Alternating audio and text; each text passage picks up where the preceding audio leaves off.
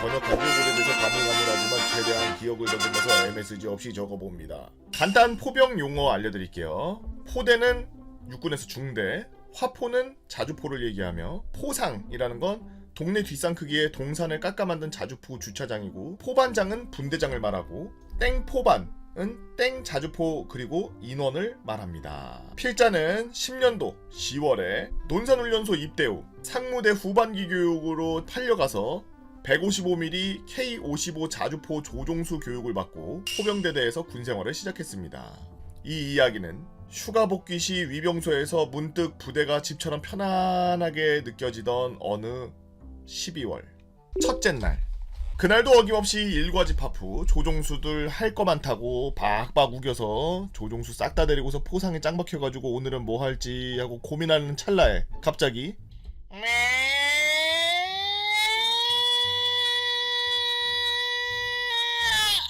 사이렌이 울림과 동시에 각 포반에 무전이 미친듯이 울리기 시작했습니다. 당시 상병이었고 군번도 풀린지라 근무교대 아닌 이상 포상에서 네 발로 막사 내려갈 일이 없었지만 쎄함을 느끼고 막사로 내달리는 각 포반 짬찌들 뒤를 쫓아서 막사로 슬슬 내려갔습니다. 상황 파악을 위해 행정반에 들어가 보니 전군 비상경계태세 발령. 간부들이 갑자기 단독군장을 차고 총기압 열쇠를 다 따고 도총, 권총, 기관총을 전부 빼내고 있었고, 몇 분 뒤에 사격 필수 인원과 병장을 제외한 모두가 막사에 내려왔습니다. 포반별 막내는 총기 수령을 위해 행정반으로, 일병과 상병은 각 생활관의 군장을 챙기고, 행정반 그리고 작업병은 물자 분류를 시작했죠.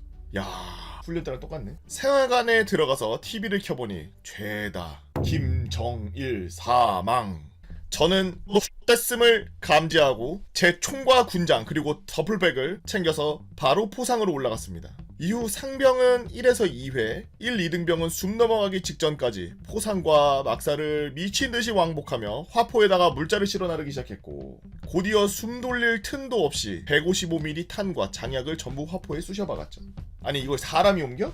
이거 레일로 해가지고 위에다가 레일 깔아놓고서 그 옛날에 독일 애들 벙커 보면은 벙커에다가 이렇게 레일 달아놓고서 레일로 갖다가 이렇게 물자 쫙 옮길 수 있게 체인 같은 거 걸어놓고 그랬는데, 그런 거 레일 작업을 해놔가지고 각 포상마다 레일로 지나갈 수 있게 해놓으면 훨씬 편하지 않을까 싶은데, 사람이 더 싸긴 하지만 중간에 만약에 포탄이 모질라다든지 그럴 수 있으니까 묻힌 화력으로 갖다가 밀어넣어야 되는데 인간이 계속 왔다 갔다 하면서 옮기기에는 한계가 있으니까 경사진 면이 많아서 결국 사람이 해야 된다고? 여튼 당시 하사가 부족해서 화포의 절반은 병사 포반장들이었고, 다른 포반보다 조금 빨리 상황을 접하고 포상에 돌아온 저는 저희 포반장에게 특수작전을 통보 후 더블백을 메고서 단독으로 임무 수행에 돌입했습니다. 다행히 PX는 문이 열려있었고 먼저 도착해 닥치는 대로 쓸어담는 다른 포대의 특수 부대원들을 제치며 맛다시 참치캔, 꽉 과자, 물티슈, 담배, 핫팩 등을 확보해 더블백에 때려 담았지만 맛다시 매운맛이 품절.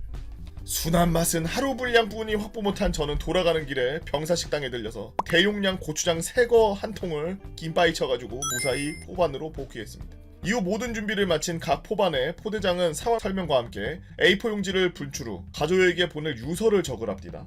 그리고 무기한 포상 대기. 둘째 날은 그냥 계속 대기인 상태로 계속 지나갔나 보네.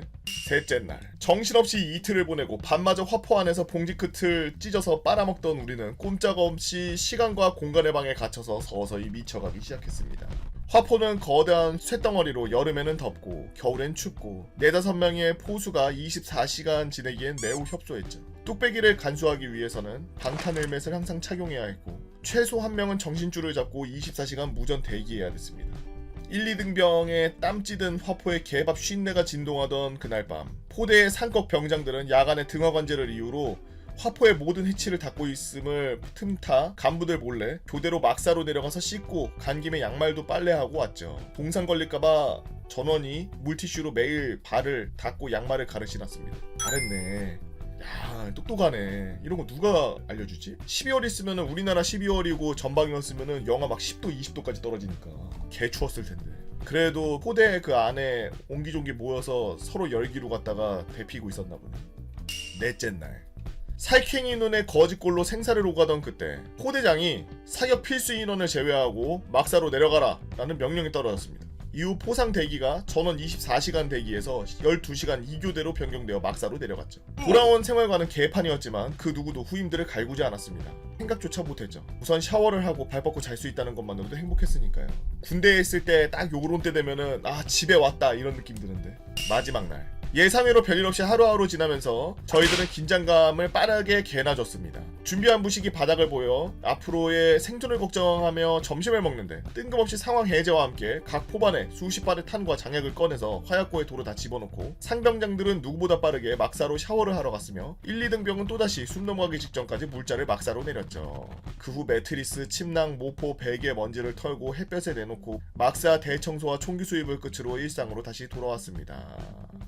김정일 죽었을 때는 제가 군 생활을 안 하고 예비군 거의 끝 막바지일 때인 것 같은데 저는 그렇게 뭔가 피부에 와닿게 느낀 게 별로 없었거든요. 사실 뭐 뉴스 같은 데에서도 전마들이 한번 몇 놈이서 마음 먹고서 돌아서면은 평양이 날아가니까 그래서 막 전쟁이 난다, 지금 쿠데타가 일어나서 뭐 거시기를 하네 마네 뭐 이런 얘기들이 있었는데 사실 우리나라 입장에서는 그게 반란이 아니지 않아? 쟤네 입장에서는 반란인데 우리나라 입장에서는 바뀌었을 때 우리 편이 아닐 수도 있다고? 우리 편 아니면 뒤져. 딱 그때 노려서 이제 특수부대 집어넣어서 싹 다 조져. 어차피 대가리 없으니까 그 대가리 우리가 하고. 저는 김정일 죽었을 때 그렇게 피부로는 못 느꼈던 것 같은데 그때도 아마 방송하고 있었을 거예요. 여러분도 일상적인 생활 보내면서 와 김정일이 죽었대, 와 전쟁 나나? 그냥 이렇게만 생각하고 별 생각 없었죠? 학생이었고 사회인이고 이러셔서. 근데 그때 당시에 이 군대에 간 친구들은 이렇게 며칠 동안 잠도 못 자고 24시간 동안 대기하면서 전쟁이 나면은 바로 그런 것들을 억제하기 위해서 고생을 하고 있었다. 이런 사람들을 어떻게 캠핑 간다 그러고 놀러 갔다 왔다고 욕할 수가 있겠습니까? IQ가 한 자리가 아닌 이상 그럴 수 없겠죠? 지금도 뭐 전쟁 안 일어날 것 같고 막 이러니까 뭐 놀러 갔다 온다 뭐 한다 뭐 이러지 군대 내에서는 이벤트가 어마어마하게 많아요. 훈련도 엄청 많고 일반 사람들이 봤을 때는 뭐 놀러 갔다 오는 것 같고 뭐 군생활 1년 반밖에 안 하니까 아무것도 안 하는 것 같은데 솔직히 까놓고 말해서 군생활 3년 한다고 해서 더 잘한다고 생각하고 싶지는 않습니다. 지금 애들 뭐 눈 깜짝하면 일병이고 눈 깜빡하면 상병이고 눈 깜빡하면 병장 되는데 그 안에서 얼마나 많은 것들을 외우고 계속 도전하고 있을지 상상도 안 되는데 고생이 많습니다 진짜. 이번에 살인자 사건이 또 유튜브에 올라온 거 보고 나름 흐뭇하더라고요. 이런 큰 사건을 저만 알고 있기에 조금 아까워서 난잡한 글에도 잘 읽어주신 보고형과 그리고 재밌게 편집해주시는 편집자님, 시청자님들께 감사드립니다. 본 이야기에 앞서 GOP에 대한 사전 지식을 조금 알려드리겠습니다.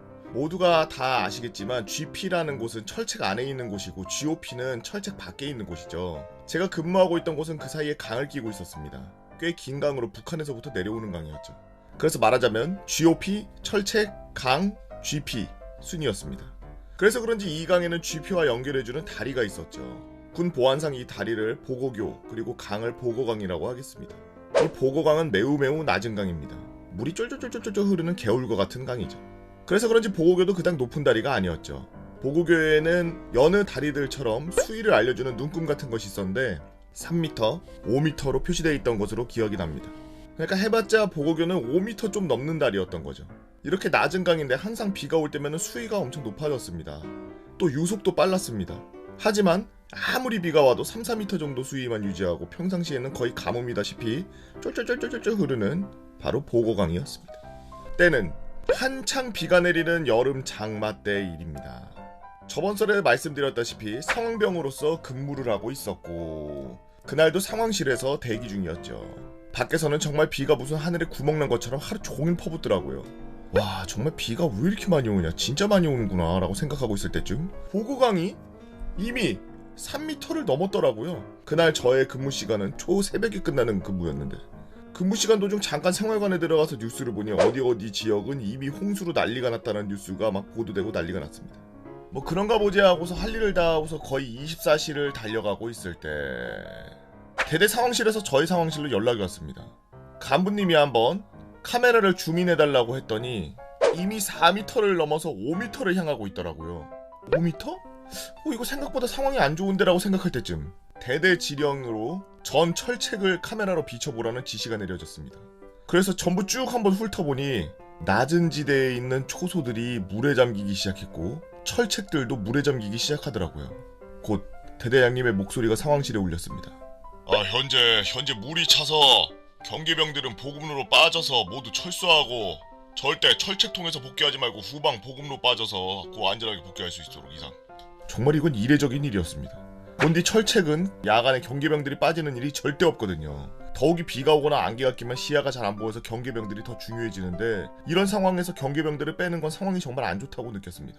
그렇게 경계병들을 빼고 저의 근무 시간이 다 돼서 제 후임에게 인수인계를 하고 퇴근하기 직전 또 한 번 보니 보고교가 턱 끝까지 수위가 차올랐더라고요. 아이 설마 넘치겠어 라고 생각하고 저는 퇴근했습니다. 다음날 아침 다행히 비는 그쳤더라고요. 혹시 몰라서 사무실에 들러가 보니 어라? 보고교 위에 물이 찰랑찰랑거리고 있는 게 아니겠습니까? 저는 후임에게 물어봤죠. 저 아직도 저래? 네, 상황이 심각합니다. 저희 후방으로 철수할 수도 있습니다. 철수? 한 번도 겪어보지 못한 일이라 저도 많이 당황했지만 설마 그러겠어 라고 생각하고 있었죠. 그리고 한두 시간 후 이번엔 보고교 위로 물이 아주 콸콸콸콸콸 흐르고 있더라고요. 마치 작은 폭포를 보는 것 같은 느낌이었습니다. 근데 너무나도 이상한 게 비는 분명 그쳤는데 상황이 계속 안 좋아지는 거예요. 낮은 곳에 있는 초소들은 지붕만 남기고 다 잠겨있고 철책들은 이미 반이 잠겨있더라고요. 그리고 여기저기 철책이 끊겼다는 경보가 막 울렸습니다. 다행히 대대장님의 지시로 무시하라는 지시를 받았지만 내리막길에 있는 철책들은 이미 무너지고 넘어진 상태. 그 처참한 상황을 보고 저는 생활관에 들어와서 모두에게 이 상황을 알려주고 있을 때쯤 행보관님이 문을 발칵 열고 들어오고 이런 말씀을 하셨죠. 옮기자. 아 이거 막사 비우는 거구나. 행보관님은 바로 말을 이어나갔습니다. 이미 옆중대는 철수했다. 탄이랑 포, 총 다 챙기고 완전 군장사, 사물함 다 비우고 일단 탄들은 내 차에 다 옮겨놔라. 시간 별로 없어. 지금 북한에서 보고강 막고 있던 뚝 터뜨렸다고 공문 내려왔다. 이거 생각보다 수위가 더 찰 거니까 군복 모두 입고 자 대기할 수 있도록 해. 이 말을 듣고 다시 한번 상황실에 가봤습니다. 옆중대를 비춰보니 초소들은 이미 벌써 물에 다 잠겨있더라고요. 그때부터 모두가 분주히 움직였습니다.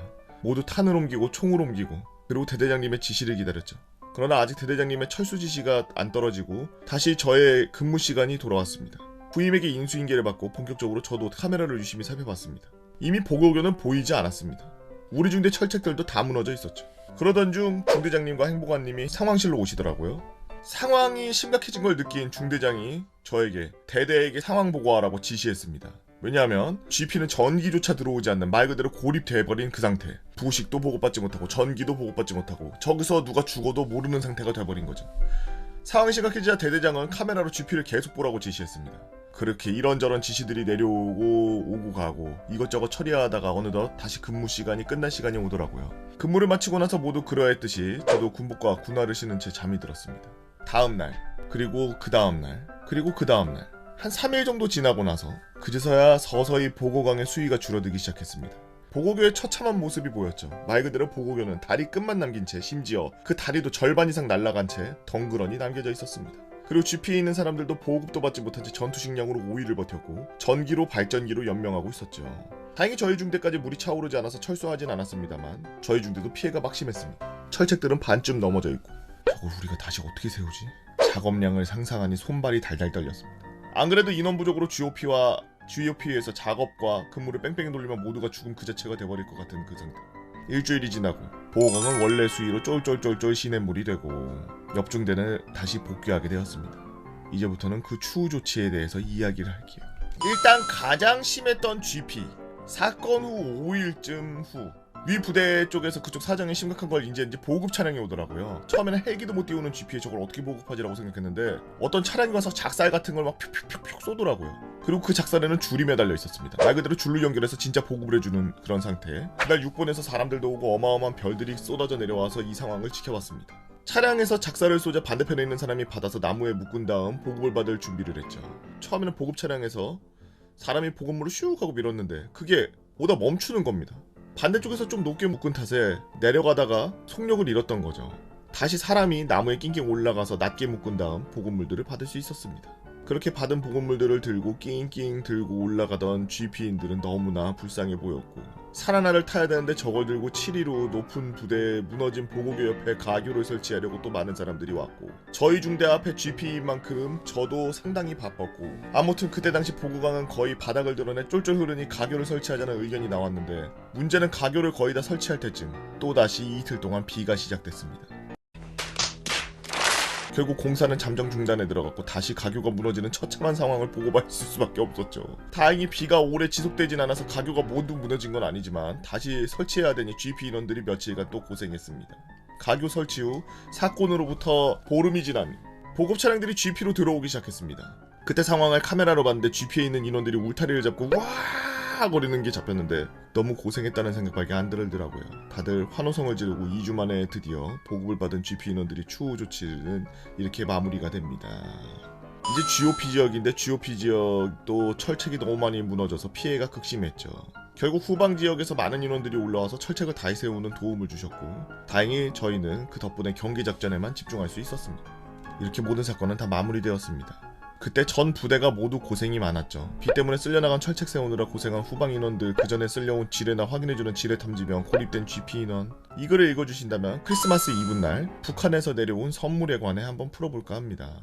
아니 왜 이렇게 뭐 사건이 많아 하실 수 있는데 GOP인 만큼 사건 사고가 많았고 또 행보관님이 저희 기수 보고 저주받은 기수라고 했을 만큼 사건 사고를 많이 겪었던 해였습니다. 아무튼 읽어주셔서 감사합니다 라고 흑백 사진가님께서 올려주신 썰랑썰 잘 읽어봤습니다.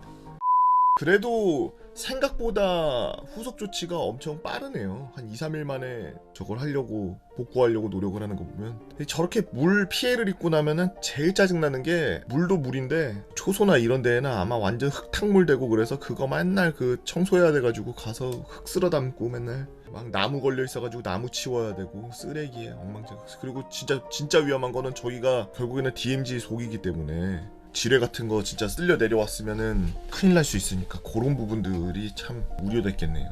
고생 많았습니다. 밖에 다른 후방 부대도 비 오면은 난리가 나는데 아주 뚝을 터트려가지고 강이 범람했으니 항상 우리나라 지켜주셔서 감사합니다. 진짜 고생이 많습니다. 저는 18년도에 공군으로 입대하여 전역 후 대학생활을 하고 있는 20대 중반의 예비역 병장입니다. 트위치도 시청하고 싶지만 자격증 시험 공부하느라 바쁜 와중 유튜브로 썰랑썰렛 늘 틀어놓고 공부하고 씻고 자고 밥 먹는 평범한 구독자. 여러 공군 썰이 나와 반갑기도 했지만 교고지에 관련된 썰이 거의 전무후무할 만큼 없기 때문에 한번 써봅니다. 저는 백령도에서 근무를 했습니다. 자 여기 잠깐 백령도가 어디 있냐? 바로 우리나라 이 휴전선 그어져 있는 위쪽에 있어요. 이 노란색이 휴전선입니다. 서울이고요, 인천이고, 그리고 백령도는 여기에요. 신기하죠? 북한이라 그래도 믿을 만큼 북한 그냥 바로 옆에 붙어 있어요. 그냥 여기 거리가 17km. 아마 제가 좀 길게 잡았으니까 정확히 잡으면 해안가로 잡으면 15km 정도 되겠네요. 해병대에 입대하신 분들 중에 백령도에서 근무하신 분들은 많이 봤지만 공군은 잘 없더라고요. 백령도 서북도서 섬 중에 제일 멀리 위치한 실질적으로 북한과 겁나 가까운 섬입니다. 우리나라보다요. 제가 어떻게 백령도에 들어갔냐? 저는 통신특기병으로 입대했습니다. 통신특기에서도 여러 가지로 나뉘지만 이 중에 제일 편하다는 무선통신체계 정비 30410이라는 특기가 있는데 그게 특기가 있다라는 소리를 듣고 훈련소 성적을 잘 받기 위해서 엄청난 노력을 했습니다. 공군은 훈련소에서 등수별로 특기 우선권 혜택이 있죠. 총검술, 사격, 각계전투, 유격 한 개도 열애 없이 다 받고 화생방은 분당 CS를 처먹고 혼비백산 상태로 마무리하였습니다. 이후 등수를 매기기 위해서 시험이 이루어지고 시험을 다 치른 저는 생각보다 개 쉬운데 뭐야 이거? 라고 생각하면서 순위 발표를 기다렸죠. 아직도 기억나진 않지만 1380 몇 명 중에 1096등. 기고만장했던 저의 과거를 반성하는 시간이 되었고 하지만 웬걸? 무선통신 특기를 배정받은 겁니다. 이후 훈련소 수료 후 특기학교에 가서 통신특기 병과 교육을 받은 저는 무선통신은 다 똑같은 줄 알았지만 A반부터 2반까지 나눠져 있었고 저는 A반이었습니다. 반배정도 훈련소 성적 기준으로 또 나눠지더라고요. 참고로 A반이란 국군 소속 병사 특기였습니다. 공군에서 국군 소속으로 갔다? 네, 돌대가리란 이야기입니다. 여기서라도 성적을 잘 받아서 자대라도 잘 가보자! 라는 생각해서 공부를 열심히 하는 중 울릉도에 TO가 나올 수 있다는 소식을 들었습니다. 저희 집이 포항입니다.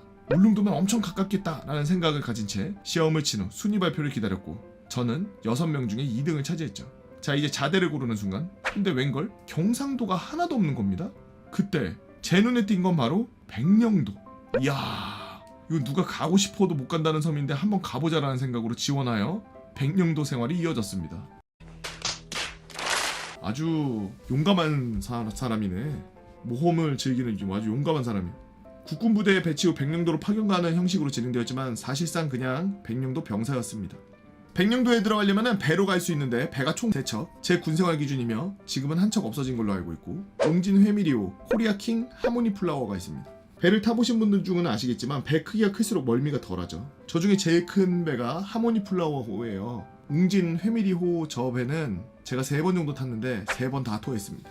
이렇게 백령도에 가기 위해 거치는 섬은 소청도, 대청도, 백령도 순으로 가는데 이렇게 보면 얼마 안 걸리겠네 라고 생각하실 수 있지만 평균 4시간, 파도가 심하다 6시간 걸립니다. 그렇게 오랜 시간 배를 타고 백령도에 들어오면 아주 좁은 항구가 저희를 반겨줍니다.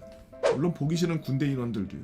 제 썰은 군대 생활 썰이 아닌 백령도에선 어떤 생활을 하냐의 외출에 관한 썰을 한번 풀려고 합니다. 첫 번째, 놀랍게도 백령도 여기 택시가 있어요. 저는 오? 하는 생각과 함께 군 생활 중에 외출 나가게 되면 택시를 부르고 탑승했죠. 근데 이게 웬걸? 미터기에 말이 달리는데 숫자가 없습니다. 그래서 저는 미터기는 있는데 왜 숫자가 없어요? 라고 물어보니 기사님이 아이고 저희는 미터기로 돈 찍기보다는 거리별로 돈을 받고 있습니다 라고 답변을 받았죠. 부대에서 한 6, 7분 정도 타면 시내가 나오는데 거기까지 가는 비용이 한 2만원, 많이는 3만원. 그 이후로 죽어도 택시는 안 탔습니다. 두 번째, PC방이 존재합니다. 저는 이 멀고 먼 섬에 PC방이 존재한다는 게 참 놀라웠습니다. 역시 우리나라 인터넷 강국이라더니 이런 곳에 인터넷이 잘 되는구나 라는 생각과 함께 선임 및 후임 저 포함 10명의 PC방으로 출발. 진입 후 PC방 가격에 첫 번째로 놀랐죠.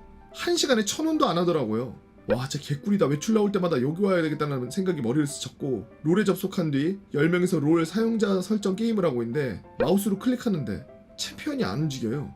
고장났나? 라고 생각하는 순간 2초 뒤에 챔피언이 움직였습니다. 전 이상함을 느끼고 핑을 봤는데 200이 좋게 넘어가더라고요. 미국에서 게임하는 줄 알았습니다. 세 번째, 외박은 없나요? 네, 없습니다. 숙박시설이 마땅치도 않고 외출만 나가도 백령도 생활 즐길 수 있는 건 다 할 수 있어서 할 게 진짜 없거든요. PC방 근처 중국집 가서 짜장면 먹고 PC방 가고 그러면 산책 좀 하면 놀거리 끝. 아 그리고 유흥업소도 있습니다. 이런 걸 왜 알고 있냐면은 그 유흥업소 간판을 저는 쓱 한번 보고 지나가고 부대에 도착한 후 부대원들이 풀살 차러 가는데 어떤 선임이 파리생제르맹 유니폼 등판에 이름을 보니 그 유흥업소 이름이 적혀있는 겁니다. 그걸 보고 미쳤네라고 생각이 들었지만 왠지 모를 소유욕이 넘쳐 그 유니폼은 제가 가졌습니다. 네 번째, 휴가는 어떻게 나갔다가 복귀하나요?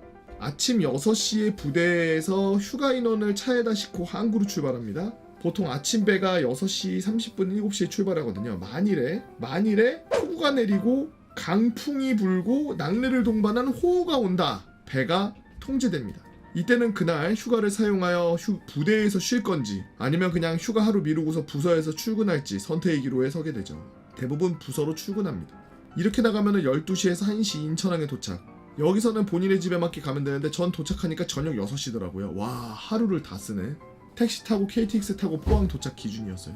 그렇게 나이스한 휴가를 지낸 뒤 복귀를 할 때는 인천으로 복귀합니다. 해병대 및 해군 인원들이 도파대라는 곳에 복귀하는데 저희는 인파대, 인천 파견대대라는 곳으로 복귀하고 민가에 조그만하게 건물 하나 달려있는데 그곳에서 저녁 9시 이전에 복귀 완료 후 하룻밤을 보내고 기상 후 인파대에서 아침 식사 후 인천항에 출발하여 배에 탑승 후 백령도로 들어갑니다. 아 이게 백령도는 만약에 오늘 도착을 해야 되는데 배가 통제가 되거나 날씨가 안 좋아서 못 들어가면 휴가를 연장한 게 되는 거니까 내륙에 파견대대라고 했고 내륙에 그 조그만한 건물 하나 달려 민가에 조그만한 건물 하나 달려 있는 그런 데 가서 복귀 신고를 하고 그리고 거기서 자고 다음날 아침에 밥 먹고 인천항에서 출발하는구나. 신기하네. 글재주가 없어서 뭐라고 적었는지 모르겠습니다. 재밌게 읽어주시길 바래요. 이 썰이 채택되면 백령도에서의 군생활 실제 상황 걸린 썰 가라 외출 나간 썰 한번 풀어보겠습니다 라고 디디비지님께서 올려주신 썰랑썰레였습니다. 전에 썰을 안 보신 분들을 위해 간단히 제가 근무하는 부대를 알려드립니다. 10년도 초 전방 사단직할 수색 대대로 DMZ 내 수색과 DMZ 매복 작전을 진행합니다. 이번 썰은 DMZ 수색을 하면서 겪었던 이야기입니다. 이때 북한과 안 좋은 일이 있어서 긴장감이 고조되던 시기였죠. 저는 이때 무전병 위주로 작전에 들어갔는데 무전병은 병사들 사이에서 기피되는 직책이었습니다. 무겁기도 더럽게 무겁고 추가적으로 작전할 때마다 해야 할 일도 많았거든요. 여름에 얼굴에 마스크 쓰고 손에 장갑 끼고 팔은 다 내린 상태에 방탄조끼 입고 방탄판 끼고 그 위에 특수전 조끼 입고 거기에 무전기를 맸어야 됐습니다. 최악은 힘들어 죽겠는데 GP나 GOP에서 무전으로 말 걸 때 진짜 가서 한 대 때려 죽이고 싶었습니다. 아무튼 여기서 이때쯤 무전병을 힘들게 하는 게 하나 있었는데 안 그래도 무거운 짐 위에 암호화 장비를 달게 하는 거였어요. 이유는 당연히 북한의 감청 때문이었는데 안 그래도 힘들어 죽겠는데 이렇게까지 하나 싶었습니다. 그렇게 어느 날처럼 수색작전이 잡혔는데 작전이 있기 전날 이번 수색작전에 사단장님이 같이 들어가신다고 하더라고요. 와, 아니 무슨 사단장님이 DMZ 수색을 들어가? 개쩐다. 이거 만약에 정보 북한이 알면은 바로 저격 오는 거 아니야? 아무튼 사단장님이 가는 작전이다 보니 코스도 굉장히 쉬운 평지로 왔다 갔다 하는 코스로 선정되었습니다. 다만 이쪽이 강 옆이라 비 오거나 강물이 넘쳐서 수색 코스 쪽의 길이 무너지는 일이 잦은 코스였죠. 그러다 보면은 지뢰가 유실되어 있거나 하는 일이 간혹 있다고 선호하는 코스는 아니었습니다. 아무래도 나머지 코스는 산을 타고 작전 시간도 긴 경우가 많아서 그렇게 선정한 것 같았어요. 그렇게 사단장님과 수색 작전 날 그날이 되었고 DMZ까지 이동하기 전 주둔지에서 대기포 확인을 하기 위해 포병부대에 전화를 했습니다. 보통 작전이 진행되면 그 작전 코스의 박격포 60mm, 81mm, 4.1mm가 지원이 나오거든요. 통신보안 땡땡 사단 수색대대 대대대댕입니다. 오늘 수색작전 대기포 확인 바랍니다. 삐릭 이렇게 말하니 상대방이 웃으면서 오늘 전포 적 GP 조준 중이니 딸 필요 없습니다 라더군요. 사단장님이 간다니까 사거리가 되는 애들이 전부 적 GP 조준하고 대기하고 있는 것 같더라고요. 와, 한 발이라도 쏘면 적 GP 날려버리려고? 레전드네. 그러고 나니까 뭔가 내가 지금 중요한 작전을 하는 것 같아서 괜히 마음이 들뜨더라고요.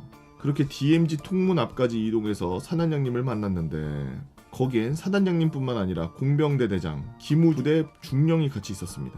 그렇게 작전 보고를 마치고 투입하려는데 갑자기 기무부대 중령이 오더니 말을 걸었습니다. 자네 무전기 암호화 장치 잘 쓰고 있나? 예! 잘 쓰고 있습니다! 그래? 그럼 내가 한번 봐도 되나? 하더니 제 뒤로 와서 무전기와 결합 상태가 어떻게 되는지 보시더라고요. 그리고 다행히도 별말 없이 작전에 투입됐습니다. 그런데 수색 위치에서 한 절반 정도 갔을 때 갑자기 무전이 왔습니다. 삐릭! 올빼미 당측 독수리 이상. 독수리 이상. 독수리 암호화 장치 잘 쓰고 있는지. 엥? 뭐 일단 쓰잘데기 없는 걸 물어보기 잘 쓰고 있다고 대답했습니다. 그러더니 통상적으로 쓰는 무전 용어도 내팽개치고 이렇게 말했습니다. 사단장님한테 바로 말씀해 주시기 바랍니다. 현재 북한 무전 내용 도청 결과 아군 지역의 뜨거운 맛을 보여준다는 내용 감청 확인. 북한이 도발할 가능성이 있으니 사단장님을 빨리 철수시켜야 될 것 같습니다. 빨리 바로 말씀해 주시기 바랍니다. 순간 머리가 띵 하더라고요. 그리고 거짓말 안 치고 자는 선임 깨울 때 몸에 손도 안 대던 제가 바로 앞에 가시고 계시는 사단장님에게 달려와서 팔을 잡아 세웠습니다. 사장님께서는 이 새끼 뭐지라는 표정으로 쳐다보셨고 사장님께 사장님 방금 전에 무전이 들어왔습니다. 북한 도청 결과 아군 지역의 뜨거운 맛을 보여준다는 내용이 감청되어 북한 도발할 가능성이 있으니 빨리 철수하셔야 될 것 같다고 합니다. 라고 말씀드렸죠. 사단장님은 이 새끼 뭐라는 거지? 라는 표정으로 보시다가 얼굴이 갑자기 쓱 굳더니 저희 소대장과 대대장들 불러서 얘기를 나눴고 결론은 존나 빠르게 찍고 돌아온다! 로 결정되었습니다. 사단장님도 보통 사람 아니네.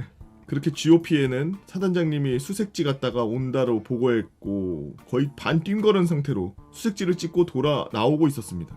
보통 수색하다 보면은 특정 위치 지날 때 어디 지나고 있다 다 보고가 되는데 이날은 진짜 1분, 2분마다 삐릭 올빼미 지금 어딘지 삐릭 올빼미 지금 어딘지 계속 물어가면서 반 뛴거름 상태에서 숨차 죽겠는데 계속 대답해야 했죠. 여기 몇 고지 어디 골목 어디 지금 강옆 계속 이러면서 존내 빨리 뛰고 있대요 지금. 그렇게 멀리 GOP 통문이 보이기 시작하는데 문이 우리를 환영한다고 활짝 열려있더라고요. 사실 저희는 GOP랑 그렇게 사이가 좋지 않습니다. 일부 GOP 간부들 같은 경우 시비 거는 경우도 있고요. 저희 쪽 간부도 GOP를 무시하는 경향이 있었죠. GP랑 GOP랑 사이가 별로 안 좋구나. 왜 그러지? 그래서 작전 마치고 통문 들어가기 전에 GOP 통문이 열리는 게 짧아도 5분 길면 10분 걸려서 그동안 쪼그려가지고 사주 경기하는 시간이 있는데 역시나 사단장님 들어가고 나니까 저 멀리부터 문을 열어놓은 거였습니다. 그렇게 작전을 마치고 나오자마자 GOP 인원들이 우르르 달려나왔는데 사단장님이 한 걸음 내디면서 앞만 본 채로 특수전 조끼를 벗자 뒤에서 누군가 나타나서 쓱 받아가고 한 발 더 내디디면서 방탄판을 딱 내밀자 옆에서 누가 싹 받아가고 마지막으로 방탄조끼까지 싹 벗는 것까지 누군가 귀신처럼 싹 받아서 사라지더라고요.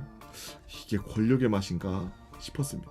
그렇게 북한의 도발이 있었을지 모르는 그날의 작전은 안전하게 마무리가 되었고 저희는 사장님이 주신 5만원으로 주둔지 가서 과자를 사 먹으면서 북한의 도발이 있었을지 모르는 평행세계에서 우리는 과연 살아남았을까 하는 쓸데없는 노가리를 까면서 하루를 마무리하는 기억이 있네요. 지금 이 순간도 나라를 지켜주시는 국군 여러분들 정말 화이팅입니다. 감사합니다. 라고 다그닥당님께서 올려주신 썰랑썰레였습니다. 이게 무슨 썰이야?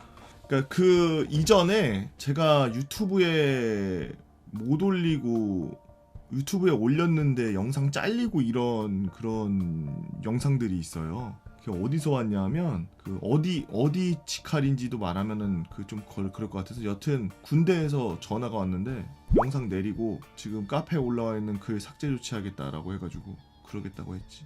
그게 어떤 부대였냐면 북한 감청하고 감시하는 부대.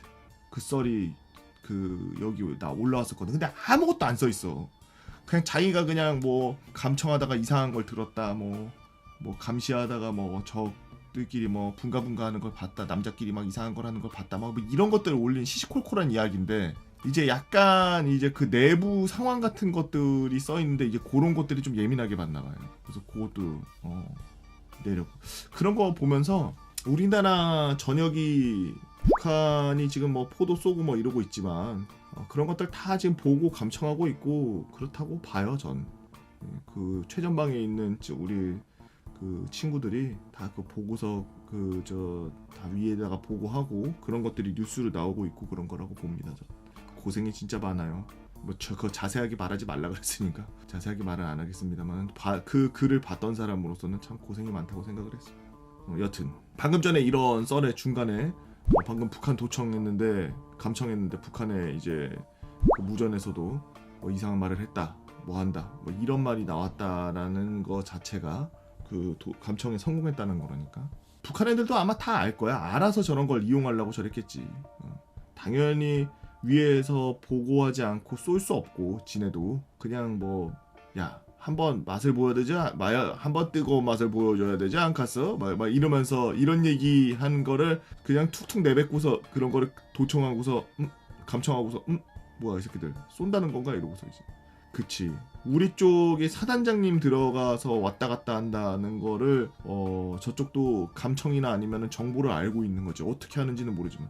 근데 사단장님도 참 진짜 대단하시다. 어떻게 DMZ를 들어갈 생각을 하지? DMZ 수색을 뛸 생각을 하시지? 진짜 대단한 것 같아. 진짜 장군들은 무조건 1타겟이거든요. 왜냐면 몇 명 없으니까. 그 사람들만 밀어버리면은 뭐 전쟁할 때 지휘권자가 없으니까 개판 5분 전 되거든. 특히나 사단급이라 그러면은 몇 천을 데리고 있는 사람들. 저 정도 깡따우가 있어야지 사단장 하나 봐요. 제가 사단장이었으면 쫄려서 못 들어갔을 것 같아요. 저격 맞을까봐. 진짜. 아마 우리나라 군수품에 대해서 신뢰도가 아주 높으셨지 않나라는 생각이 드는데 장군님들 그 병사들이 차는 거 같이 입고 들어가셨으면 나중에 한번 사격장에서 한번 쏴보세요. 안 뚫리나. 안녕하세요 보고형. 항상 취침나팔 같은 썰랑썰레를 보며 하루를 잘 마무리하고 있어요. 전역하고 한두 해 동안 8월 말이면 이 사건이 문득 생각이 나고 친구들과 모이면 무조건 꺼냈던 주제여서 이 시기에 군복무를 하셨던 전우님들이라면 많은 고생을 하셨을 거라는 많은 공감이 되지 않을까 싶어 이 글을 남깁니다. 저는 모 사단에 있는 정비부대에서 운전병으로 복무했어요. 제가 있었던 부대의 역할은 부대 이름에서 알 수 있듯이 각 중대가 담당하는 사단 예하 부대에 고장난 장비를 고쳐주러 가거나 고장난 걸 들고 오면은 고쳐주는 곳이었죠. 다음 주에 있을 훈련을 대비해 예행 연습을 마치고 부대로 복귀하던 중 선탑하던 간부가 갑자기 지금 진돗개 하나 발령됐으니 적 포탄 낙하에 유의하며 신속하고 안전하게 부대로 복귀해야 한다.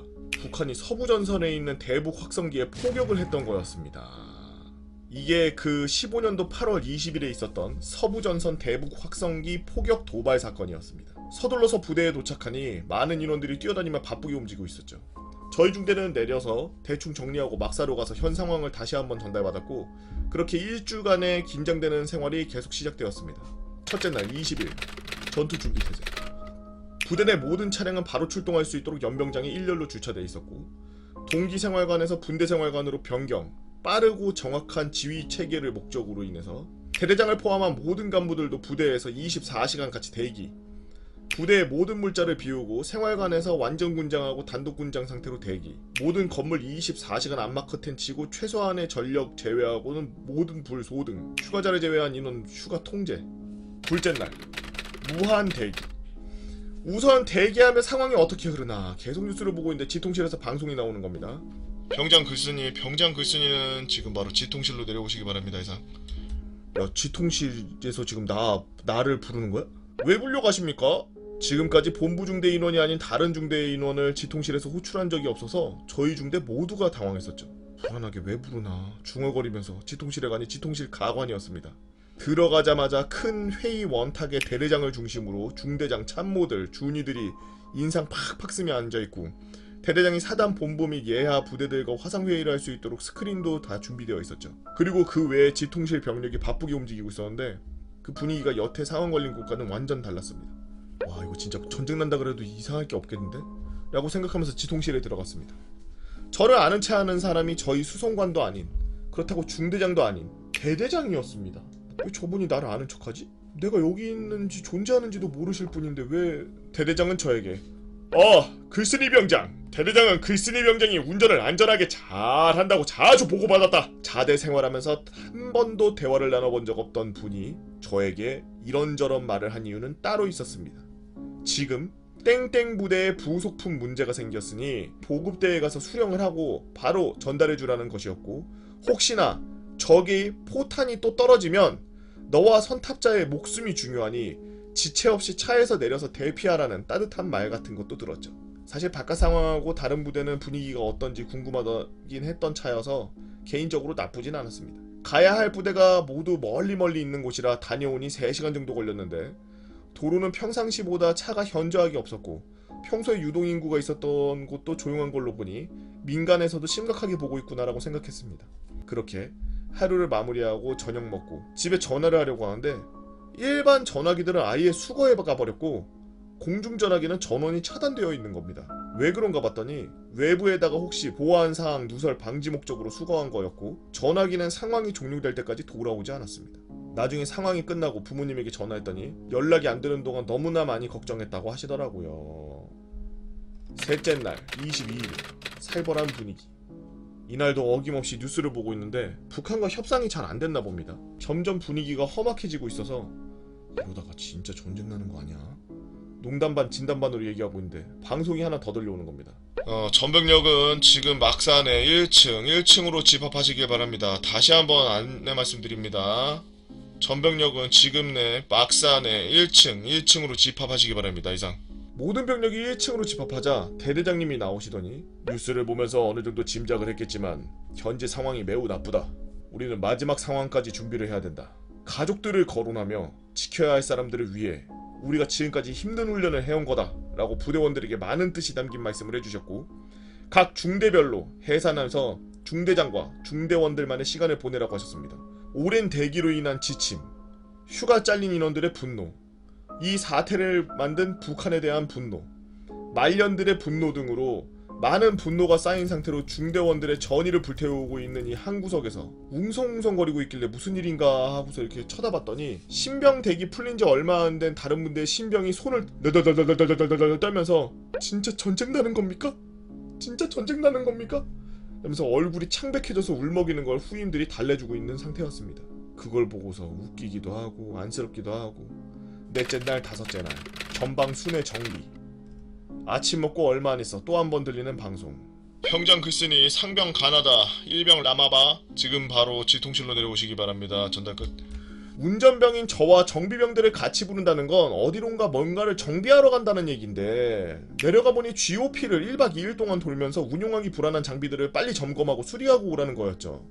다른 부대에서 1박 하는 건 좀 불편해서 어떻게든 빠져보려고 발버둥을 쳤으나 소용이 전혀 없었고 그렇게 저는 GOP로 그대로 끌려갔습니다. GOP로 들어가려면 꼭 거쳐야 하는 부대가 있는데 거기에 도착하니 앞에 차량들이 많이 대기하고 있길래 왜 안 가지? 했더니 무기들이 GOP를 향해 올라가느라 밀려있는 것이었죠.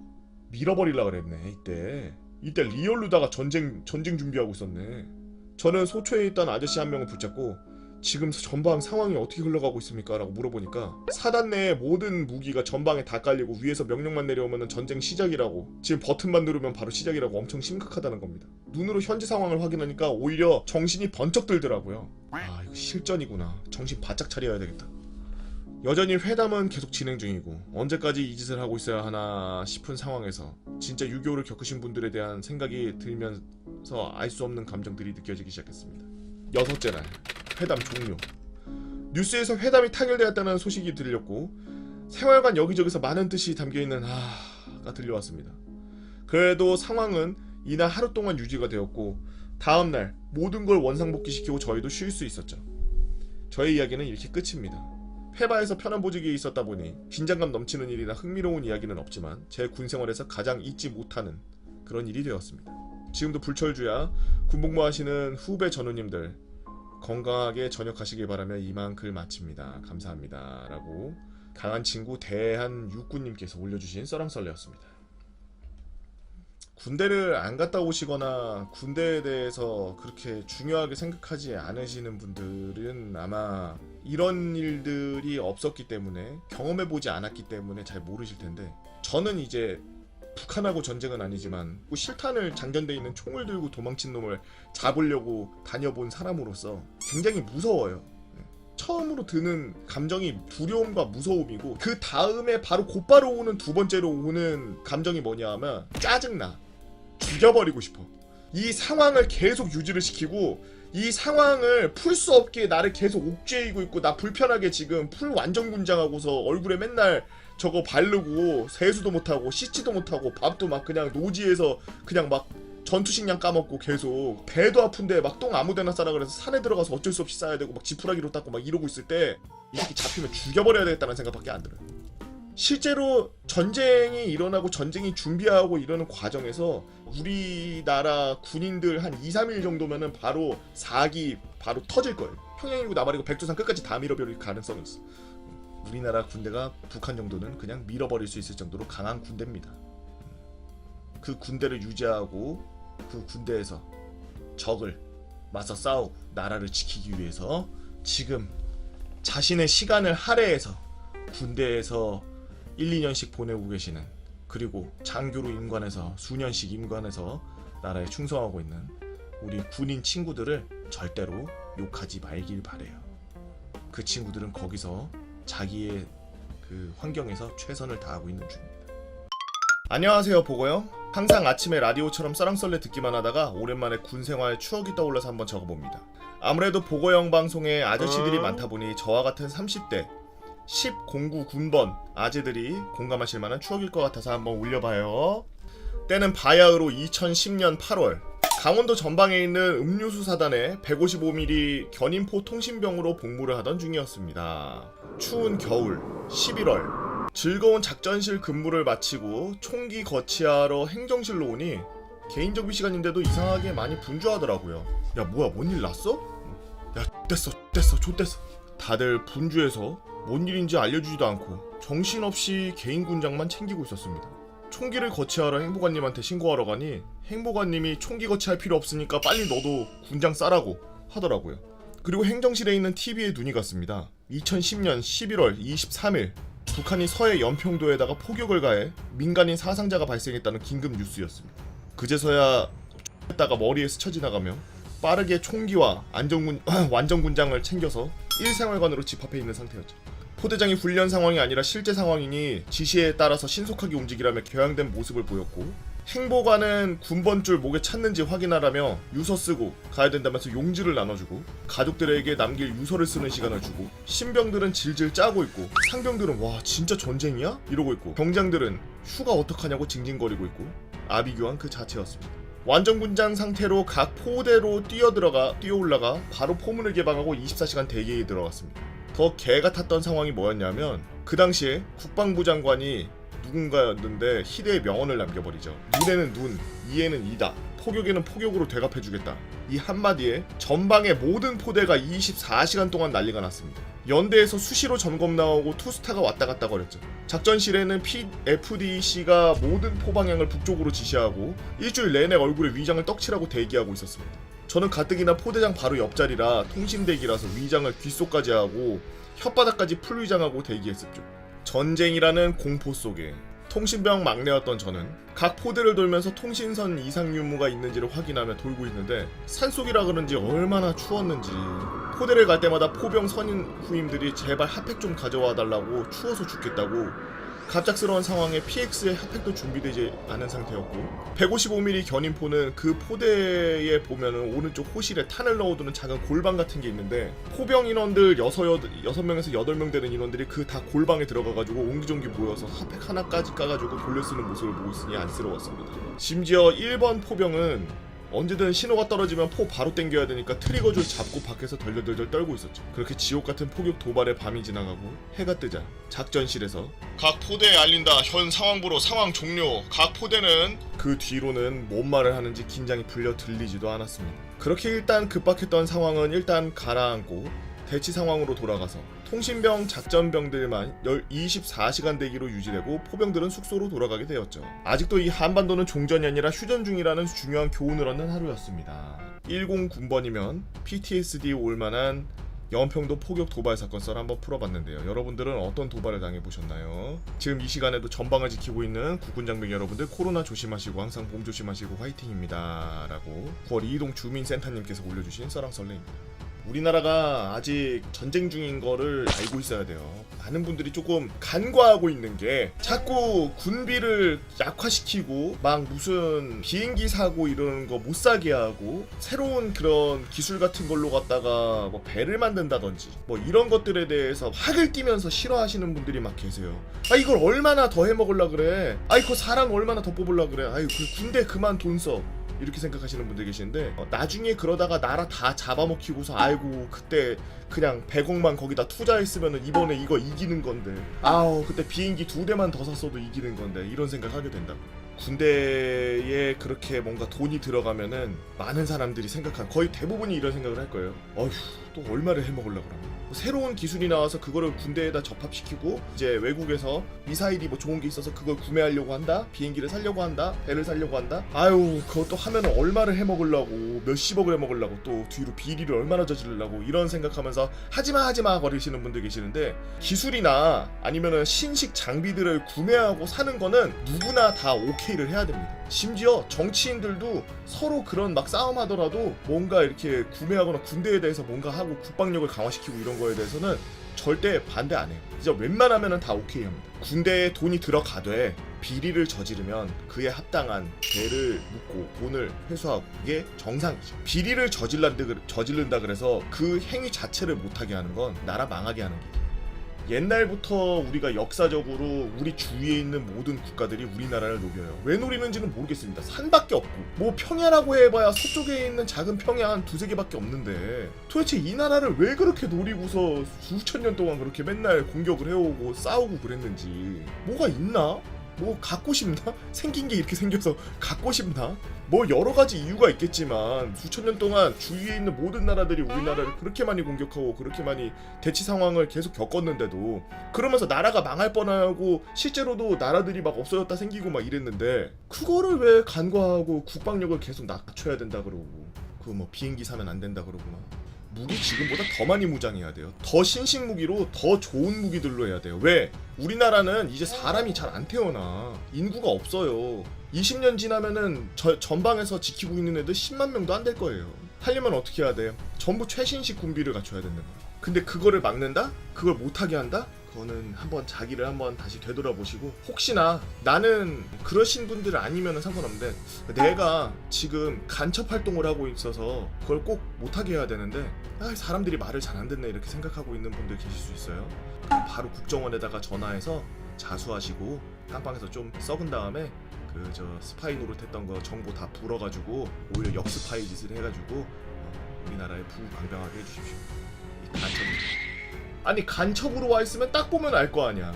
이 나라가 살기 좋아 보이냐? 저 나라가 살기 좋아 보이냐? 저 나라에 대한 뭔가 뭐 꿈이 있어? 뭐가 있어? 그거 가봐. 그냥 여러분들 군대 갔을 때 봤던 그런 건물들 같이 생긴 그런 시멘트로 만든 그런 건물들로 그냥 외벽 칠하지도 않고 칠해도 막 무슨 쾌쾌한 이상한 옛날 촌스러운 색으로 칠하고 그런 집들 천지야. 평양? 그 서울의 반의 반도 안 되는 그 조그마한 땅덩어리 고기에만 빌딩과 비슷하게 올려놓고 그 안에 다 뭐 시설 들어가 있지도 않아요. 보유주기식이지. 거기 있는 애들은 몇 수십억 수백억씩 갖고 있으니까 당연히 그렇게 살지. 그 나머지 땅들을 보라고. 흙바닥에 진흙돼가지고 그 얼어있던 땅 녹아가지고 진흙돼 있는데 거의 밑에서 떨어져 있는 그 벌레 주워 먹고 애들 그러고 있는데 거기 뭐가 희망이 있고 뭔 꿈이 있습니까?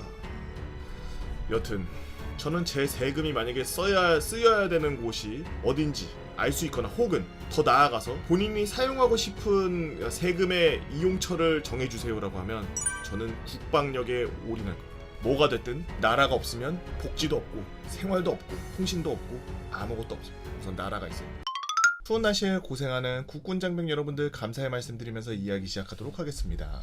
때는 바야흐로 2010년 보충대를 떠나 떨리는 마음으로 사단 신병교육대대에서 탈탈 털린 후 교육을 수료하고 자대로 떠나게 되었습니다. 그리고 이제부터 제 군번의 전설이 시작됩니다. 막 전이 본 지 3, 4일 되었을 때였나요? 빨래방에서 손걸레를 치약으로 문지르던 저에게 낯선 그리고 갑작스러운 사이렌이 울립니다. 전병력 사혈관으로 집합! 다시 말한다. 전병력 사혈관으로 집합! 이상! 그리고 들리는 전투와 굽소리. 그것은 바로 천안함 피격 사건이었습니다. 비록 육군이었지만 해안경계와 강한경계를 모두 하는 큰 사단이었기 때문에 전 부대가 전투 준비에 들어가게 되었죠.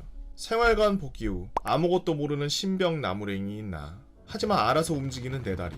그리고 보이는 저기 화생방 물자 창고. 저는 화생방 물자 창고로 뛰어가고 있었어요. 그렇게 정신없이 완전군장을 하고 생활관 무한대기가 이루어졌습니다. 그리고 시간이 흘러 꽃이 지고 무더위가 지다가 추위가 찾아올 때쯤 강당에서 살구색 벽에 페인트를 바르고 있던 일병이었던 저는 갑자기 들려오는 또 조금은 낯선 사이렌 소리가 전병력 전투준비, 전병력 전투준비, 다시 말한다. 전병력 전투준비. 그리고 들리는 전투와 굽소리. 세월간으로 뛰어간 저는 놀라운 모습을 하나 보게 됩니다. 그것은 바로 TV 뉴스 스크린에 크게 노란색 궁서체 글자로 보여지는 북포격. 그리고 뒤로 보여지는 산불난 것 같은 불과 연기가 자욱한 연평도. 뒤따라온 선임도 어디야 산불 크게 났냐? 라고 하고 들어오다가 TV를 보고 위장을 하더라고요. 이제 일병이어서 탄약고로 뛰어가라고 합니다. 중대 탄약을 모두 나르고 나서 유서를 쓰고 손톱 머리카락을 잘라서 유서와 동봉 후 완전 무장과 함께 진지로 이동했습니다. 이건 진짜 천안함 피격 사건 때와는 분위기조차도 달랐던 것 같아요. 여자의 감이 제일 무섭다고 하죠? 아닙니다. 제가 느꼈던 건 달랐어요. 제일 무서웠던 건 군인의 감입니다. 특히 사병들의 감. 본능적으로 알게 되었죠. 이건 진짜 레알로 된 상황이었습니다. 항상 장난치던 선임들도 항상 얼빠져있던 후임들도 다들 알 수 없는 듯한 똑같은 표정. 그리고 말 한마디도 없는 트럭 안에서 나오는 소대원들의 입김만 보면서 많은 생각을 했습니다. 공기가 참 무겁다라는 말도 알게 되었고요. 죽음에 대한 공포도 알게 되었죠. 그렇게 진지에 도착하여 진지를 구축하고 한 달 동안 진지에서 생활했습니다. 우리는 항상 소대장님과 행보관님의 소식만을 기다리면서 하염없이 경기 근무를 섰죠. 다행히도 그 이후로 아무 사건 없이 부대로 복귀한 후 부모님에게 전화를 하고 엄마의 목소리를 듣고 처음으로 울컥하여 울 뻔했던 기억이 있네요. 그렇게 또 시간이 흘러 저녁이 코앞까지 오게 된 말년 병장인 저는 밥을 먹고 자판기 앞에서 율무차를 누르고 컵이 나오는 순간 이제는 너무나도 익숙해져 버린 그 사이렌 소리. 전병력 전투준비! 다시 말한다. 전병력 전투준비! 지금 즉시 전투준비! 속으로는 아씨 또 뭔 일 난 거야 하면서 행정반으로 뛰어가 인사개원에게 빠르게 물어보니 갑자기 하는 말이 김진일이 죽었답니다. 그 말을 들은 순간 연평도 포격사건 때와 같은 촉이 다시 섰습니다. 이건 진짜 X됐다 이건. 이제 곧 저녁인데 이러고 있는데 행보관님이 지나가면서 야 글쓰나 너는 저녁이 연기될 수도 있겠다 라고 하면서 어디론가 미친듯이 뛰어가십니다. 두려운 마음을 안고 그렇게 하루가 지나 이상한 소문이 돌기 시작했습니다. 야 이번에는 북한이랑 전쟁한데 미군 물자들 지금 올라오고 있대. 이런 소문이 부대 전체에 퍼져나가기 시작했죠. 그렇게 전투준비 태세를 하면서 총을 휴대하고 샤워를 하면서 말년을 지냈습니다. 와 총을 갖고서 샤워를 해? 전쟁 언제 날지 몰라서? 저녁 당일날 행보관님이 저와 동기들에게 이런 말씀을 하시더라고요. 너희는 내가 본 군번 중에 가장 로또 군번이었다. 수고했다. 그리고 저희는 천안함 피격 사건과 2010년 서울 G20 연평도 포격 사건 그리고 김정일이 사망한 사건을 겪으면서 무사히 잘 전역했습니다. 부대가 사단 내에 있었기에 단독 부대 훈련 시에는 부대 내에서만 사이렌이 울리지만 실제 상황 사이렌이 울리면 사단 전체가 하나의 사이렌이 울리는 게 아니라 각 부대별로 사이렌이 전부 다 울리기 때문에 사이렌이 메아리처럼 들립니다. 그래서 저는 그 메아리 치는 사이렌의 뜻을 알게 되었죠. 긴 글 읽어봐 주셔서 감사합니다. 정말 10년도 군번이 제일 힘들었겠다. 최근에 군 생활한 사람들 중에서는 10년도에 군대 생활했던 사람들이 진짜 빡셌겠어. 저때 전쟁에 대한 그런 일어날 수도 있겠다라는 생각을 어마어마하게 다들 하고 있을 때였죠. 저때가. 실제로 북한 애들이 어뢰 쏴가지고 우리나라 군함이 격침되고 해군 병사들이 간부들이 다 북한 손에 다 돌아가시고 그리고 연평도에다가 포 쏴서 민간인들한테 피해주고 우리 해병대원들도 돌아가시고 저는 이런 일이 있을 때마다 이후에도 분명 이런 큰 도발들이 있겠죠. 개성 있는데 연락하는 뭐 사무소인가 거기 그냥 폭탄 갖고서 터트리는 꼬라지 보면은 언젠가 또 이런 식으로 국지 도발을 할 텐데 우리는 왜 당하고만 있나라는 생각을 하거든요. 근데 실제로는 포를 얼마나 쏴서 초토화를 시켰다라는 게 들리긴 해요. 어디서 대대적으로 막 그런 걸 뿌리지는 않습니다. 그때 되면 막 정치적인 이야기하고 그러느라 정신이 없죠. 근데 대한민국 국민으로서 적을 바로 목전에다 두고서 이렇게 국지 도발이 일어나면은 항상 불안하거든. 그리고 우리가 이렇게 당하기만 하면은 정말 너무 억울해. 만약에 우리가 공격을 당해서 반격을 가하고 그 반격에 대한 거를 위성이나 이런 걸로 파악을 할 수 있게 되면은 확실하게 그런 걸 뉴스나 아니면은 매스미디어를 통해서 충분히 그런 걸 좀 얘기해 줬으면 좋겠어요. 북한 애들이 국지 도발하는 거는 전면전을 하자는 뜻이 아니에요. 왜냐하면은 지네도 전면전을 하면 미군 들어오고 지네가 먼저 쏜 걸로 인해서 전쟁이 발발한 거기 때문에 유엔이 붙게 되면은 정신 없어요. 근데 유엔의 상임이사국이 중국이 붙어 있어서 아마 OK 사인을 안 해서 유엔이 안 붙고 그냥 정말 미군하고 우리나라 군대만 같이 붙어서 싸울 가능성이 있는데 유엔 빼고 동맹끼리만 붙어서 싸울 가능성이 있는데 그게 뭐가 됐던 여튼 제가 말하고 싶은 건 국지 도발이 일어나서 반격을 가했을 때 확실하게 좀 국민들이 알 수 있게 좀 알려줬으면 좋겠다. 국지 도발이 안 날 수는 없어요. 왜냐? 우리가 먼저 건드리는 게 아니라 쟤네가 완전 헷가닥 해가지고 눈깔 돌아가서 갑자기 쏘고 뭐 갑자기 우리나라 군대에다 대고서 뭐 포격하고 어뢰 쏘고 뭐 미사일 쏘고 이러는 마당에 우리가 먼저 공격을 한 경우는 없죠. 옛날에는 있었는지 모르겠지만 그런 일이 일어나면은 안 되고 안 되게 막아야 되는 게 맞습니다만 안 일어날 수는 없어요. 우리를 공격한 그런 목표를 향해서 최대한 보복을 해야 돼요. 최대한 보복하고 완전 다 밀어버리고 그걸 국민들에게 안심할 수 있도록 어느 부위에서 어디에서 어떻게 쐈고 우리가 그곳을 향해서 원점 타격을 해서 쑥대밭을 만들고 초토화를 시켰다라는 걸 꼭 알려줬으면 좋겠어요.